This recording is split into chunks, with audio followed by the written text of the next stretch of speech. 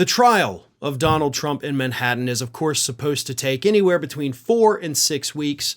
We have now been through 3 weeks, so I think it's pretty safe to say we're not going to end it at the end of this week. So yeah, at least 3 more weeks, but we are roughly halfway through it.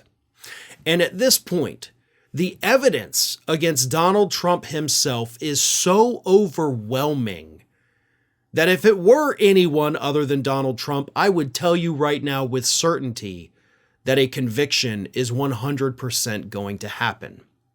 And I'm still actually convinced that a conviction is going to happen in this case, even with Teflon Don. And it's not for nothing that he has that moniker, right? Donald Trump has managed to weasel his way out of any kind of accountability for his entire life, not just, his post-presidency life, but forever.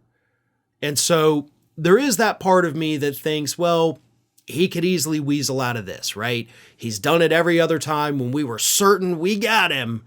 And then no, it doesn't happen. So part of me will not be surprised if he gets off. But at the same time, the evidence that has already been presented has just absolutely confirmed without a doubt that he did what he has been accused of. Now, here's the thing. Last week, we heard phone calls in this trial, phone calls that were secretly recorded by Michael Cohen. And in those phone calls, you heard Cohen talking to Stormy Daniels' lawyer, saying, hey, we got to set up these payments. We got to get it going. One of them is a phone call between Michael Cohen and Donald Trump himself, where Trump is talking about making the payments and how to make the payments, like literally almost confessing to everything that he has been accused of. So again, the evidence is overwhelming against him.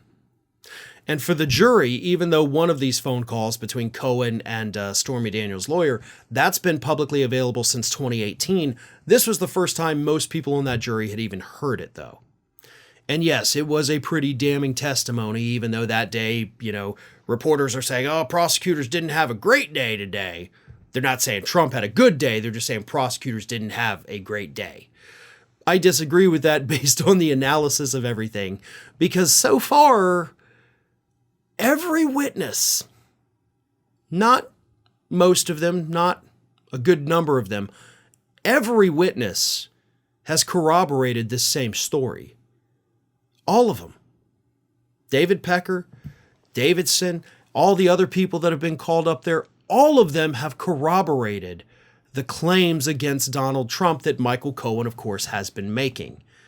And I do think it's very telling that after 3 weeks of this, we're still not able to end a day saying, oh, Trump had a good day in court today.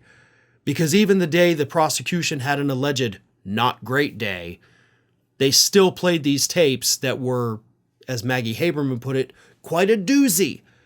So even when the prosecution has a not great day, they still present evidence that pretty much corroborates all of the claims against Donald Trump. So again, if it were anybody else, at this point, I would absolutely say a conviction is a certainty. Not a probability, not most likely, it would be a certainty at this point. And it will be interesting to see how Donald Trump manages to weasel his way out if he does that. But I don't know. My pessimism is actually for the first time draining a little bit, and I am optimistic about this. I don't want to give anybody false hope because we've been optimistic before and Trump gets out of it every time. But I don't know. Something feels different about it, and I do have a pretty good feeling. Hey everybody, I don't know if you've noticed this, but we are closing in on a pretty major milestone here at Fair and Balanced as we approach 500,000 subscribers. But we're not there yet, and we definitely need your support. So if you're not already, please do subscribe to the channel, and don't forget, like and comment on the videos and share them as widely as possible.